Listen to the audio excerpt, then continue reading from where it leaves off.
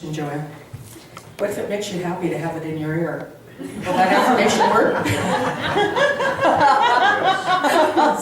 You were brilliant so much.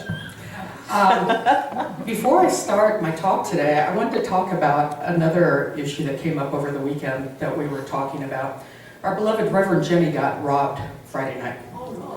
And we were talking about the things that she could do to protect herself, or what people have done, or how to go look for what she's lost. But I want to talk a few minutes about how we protect ourselves with our consciousness and energetically. If you think of it as two parallel roads, or two people walking along together, like this, and one is the thief and one is you, your frequency and your consciousness are resonating together.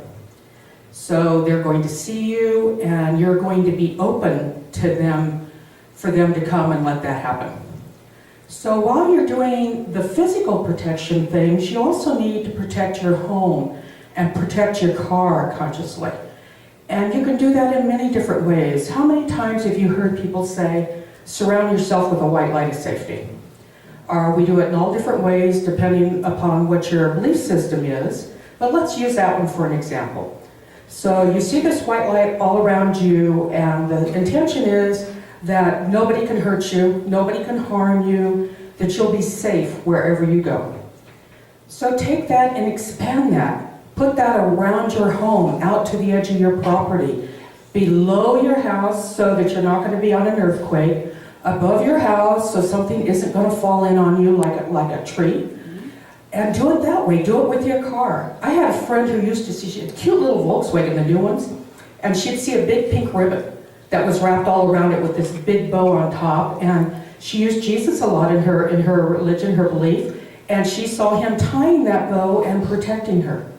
Wow. What you're doing is putting yourself on a different timeline. So while the thief is on this timeline meeting these people of light consciousness, think of it as a road again. The thief is veered off this way. You're now on a different timeline. You're up here veering off this way. So you're going to be invisible to that person. They're not going to see you. Your time is going to be different. You'll be late getting out. If it's somebody that's going to mug you on a street, maybe you're held up in the office with an extra phone call so you don't intersect. Or at the airport, you're late for the plane, or the plane is held over, and then you miss the one that crashed or that something happened to it. They won't see your home. How many times have you walked down the street and all of a sudden there's a new building? And you go like, where did that come from? Because you didn't see it.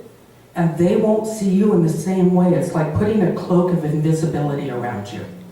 So do it daily until you believe it. And when you use an affirmation with it, your affirmation is going to be, nothing that is mine may be taken from me. That it's yours. And if you can't find it in the house, you're going to find it because it's yours. And it'll turn up. But it's like anything else, you have to create the belief of it, and you've got to do it over and over till you believe it. And when you have a fear messes up your protection. It puts a weak spot in it. So I don't remember if it was last year or the year before when there was a murderer running back and forth between the North Fork Rancheria and the one in Albury. And everybody was talking about locking their doors and doing this extra protection.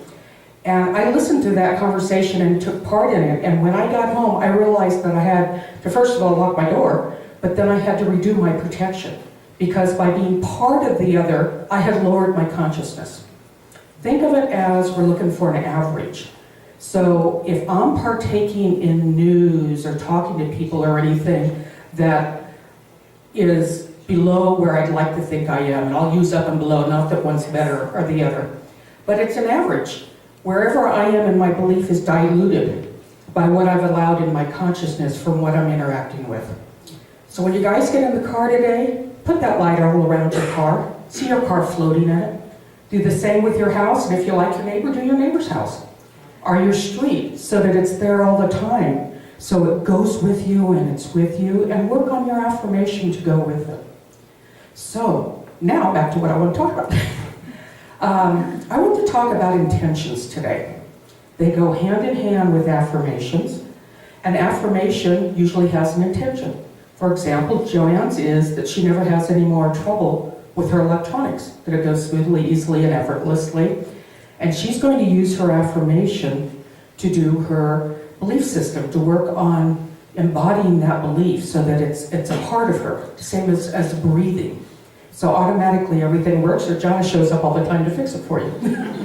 Either way. Yeah, it works. Gas money, that's all you need. So we've heard a lot about intention. I love it. Wayne Dyer talks about it, everybody talks about it. I want to talk about how we use that daily to live. How does that play in to what's going on with that, and how does that work? I was talking about it down at the Fresno church, and before me, Gail had done a treatment, and she was talking about getting up in the morning and really noticing the beauty of the day, accepting that it's going to be a good day, that it's going to be wonderful and beautiful, and she'd see that all day. And that's what an intention is. Instead of getting up, how many times, we've all woken up hungover or cranky or something going on, or not wanting to go to work that day, or not wanting to face something, and we start worrying about it as soon as we get up. We don't come out of bed and say, oh, I'm so glad to be awake, and I'm so glad it's going to be a beautiful day, and I'm going to smile at everybody I meet and have a good day. So intention becomes a self-fulfilling prophecy. What are you saying your day's going to be like? When you go into a job interview, are you going in and saying, man, I'm going to snake this. I know I'm good and I know they're going to want me? Or do you go in with the intention of, boy, I hope I remember to answer it right, and I hope they don't ask me that question, and I hope that I don't sweat, and I hope that I do everything that they want me to do? Or going to school for a test. I know I'm going to ace that test. Is that my intention? When I got out of bed that morning, did I intend I'm going to enjoy my day at school and I'm going to get whatever I need on that test? Or did I worry about, did I study enough? Did I know it? If you start thinking about what I've been saying, there's a thread running through that. Worry.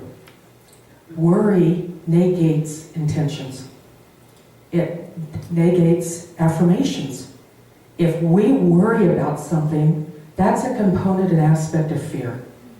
That means that somehow we haven't done enough to have it, or to be it, or to manifest it. So we're afraid, and because we're afraid, we worry.